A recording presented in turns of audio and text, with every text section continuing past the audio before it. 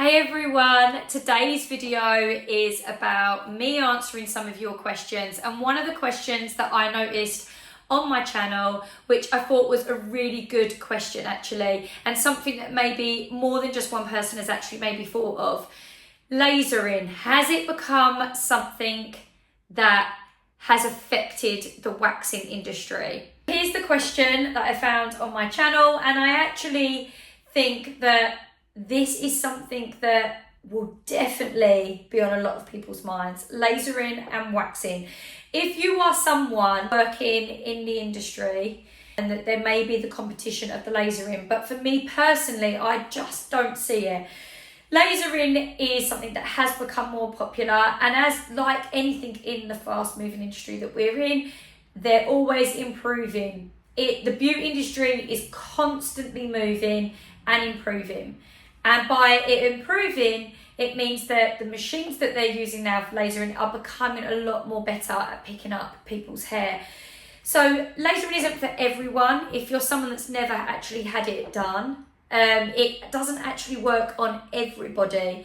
So this is where I don't think waxing will ever die out. I also think that if anything, I feel like waxing's become more popular. I do believe a lot of that is down to social media now. We've got a lot more access to views and education on certain treatments, maybe let's just say, in the industry, and waxing's one of them. I feel that nowadays people are more aware of themselves and what they like, what they don't like.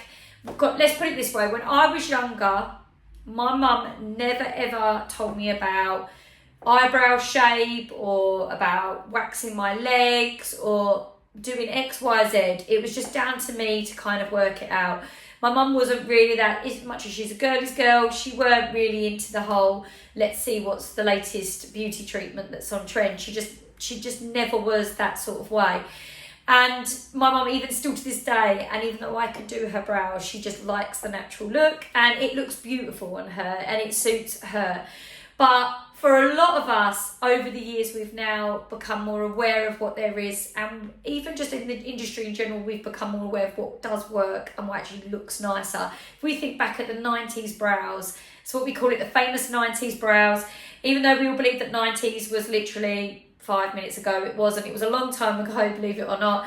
And the thin pencil brow was literally the main fashion when it came to eyebrows, and a lot of people would have shaved them off and drawn them back on as thin as possible, or they would have waxed or tweezed them to the high heavens so there was nothing left of them.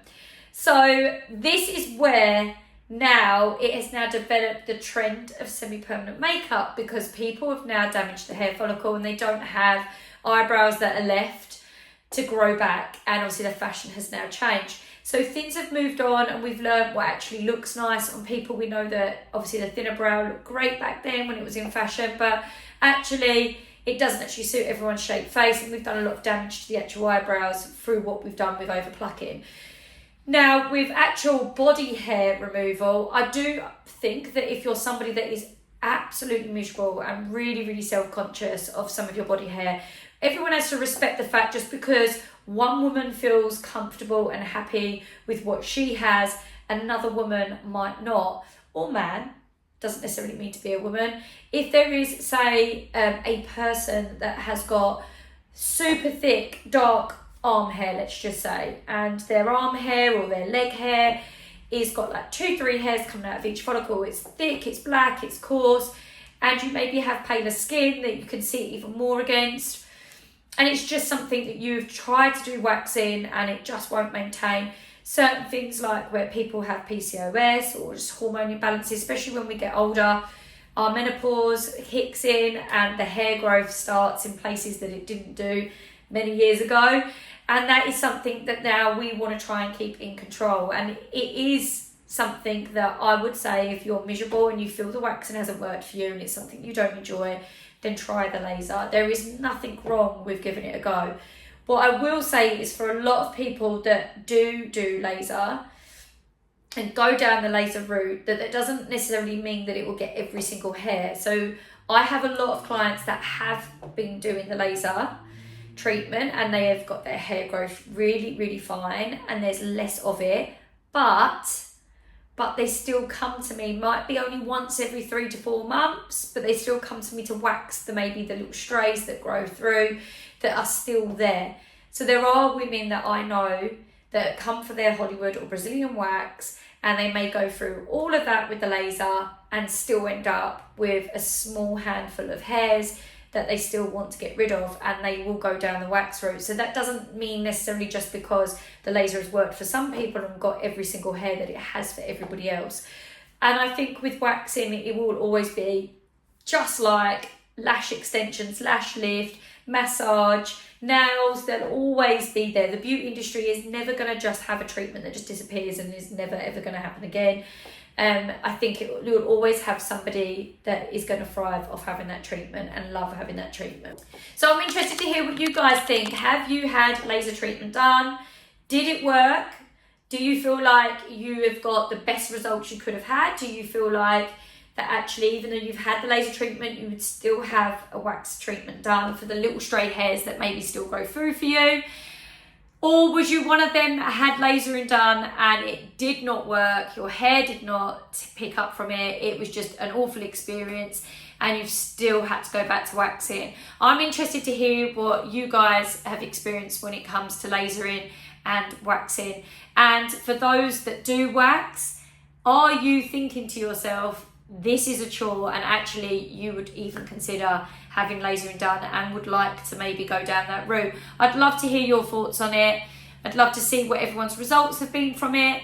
But what I can say for anybody that's worried in the industry that is a waxer and is thinking that the laser treatments out there are actually going to stop their clientele coming through the door, I can promise you now, I am still as busy today, if anything busier than I was many years ago. I can guarantee you your business will be okay if you are a waxer. So another little comment talking about hair growth here that I saw was actually from the lovely Chris. This, honestly, I can honestly say, this is what women need to hear. And as much as I am pro waxing and I like getting the hair gone, I'm not saying that actually for everybody that that's what they should do and that their hair growth is disgusting. I always say to my clients when they come through the door, when they ask me, do you think I should start this? What do you think of this? Do you think I've got a lot of fluff here? I will say what I see, and then I will ask them, does it bother them? If it does not bother you and you are happy with it there, don't start. There's no need to. We are human beings, us women, and just as much as a man can have hair growth, a woman gets hair growth. In fact, some of us women are hairier than men. So let's not try and shame people that have body hair. I think that's really, really cruel to make any woman feel that they've got to look down their body and think this is disgusting, I should be ashamed or embarrassed, because no, you shouldn't. And the fact that actually he finds it kind of sexy is something in itself where I actually think maybe women need to hear this, that when we're wearing little crop tops and we see a bit of, I don't know, hair growth or fluff that's on the navel and the stomach, and you think, oh, it's on show, don't be embarrassed about it. If it doesn't bother you, believe me, it's okay to be where it is, because someone out there maybe just thinks it's really sexy and loves it on you. So be happy within your own skin. That's what I can say for anybody out there that's really struggling mentally, because it is a mental torture if you're conscious of something on your body. And I know this is a hard one, because there is people with PCOS, so it's a hormone imbalance, so they'll get a lot of stubble and growth here, and I can understand you'd want to click your fingers and get rid of it straight away, and it's not as easy as that. Also ethnicity, like depending on what your ethnicity is, some people will have more hair growth than others, or they just generally will have darker hair growth, thicker hair growth that is more on show, especially against any of their skin tone that will just show up darker hair. So I can understand why there are women out there that do feel a little bit like, oh, I don't like it, because as well as the media and as someone like myself is going to sit here and promote ways of removing the hair, I do so always want to make sure that I really make this clear to people that you are completely fine and you are normal for having body hair, and there's nothing to be ashamed of. If you are uncomfortable and you are conscious of it, then I can understand why you would want to get it waxed. if you were trying to find a way to remove it, and I'm here to help you with that. But that does not mean that I'm against anybody with body hair. I think, you know, it's something you should embrace on yourself and just love yourself from head to toe, every little inch of it. And look, just to prove, on my arm I have, and you can't probably see it because I'm blonde, up close, can you see it?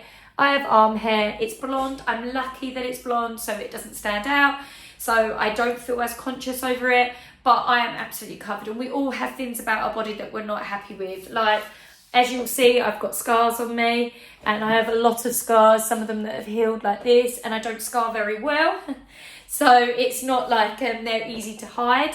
But this is from moles that have been removed off me, and I'm really moly. And I used to, as a kid, be so conscious of the fact that I had loads of moles. Like, I used to hate it. I used to think it was really, really disgusting, and I used to get so embarrassed by the fact that I had so many moles. And now I just look at it as like it's something that's unique on me. I'm really freckly, I'm really moly. It's just who I am, and that's my skin tone, and I just accept what I've got, and I keep an eye on everything that changes on me, hence why some of them have been removed. And I'm just happy with who I am now. And, you know, if somebody doesn't like it on me, then they're not for me, baby. That's all I can say. They're not my type of person. But it's the same with hair growth. Literally just accept what you have, as sometimes as hard as that is, but you are beautiful in your own skin. Just like the laser in, I want to hear your thoughts on it. Is there something that you absolutely hate and you just feel like you're the only person that gets hair growth there? Let me know in the comments, share it with us, because I can reassure you that by the way you're feeling, maybe somebody else is feeling like that as well, and actually that maybe we need to highlight and normalise it so that people can see that they're not alone. And maybe you just want some advice on it. Maybe it's something you don't care if other people have got it or not, you just don't like it on yourself. Pop it down there in the comments. Let me know. I'm here to help you with maybe options or what type of wax you should be doing.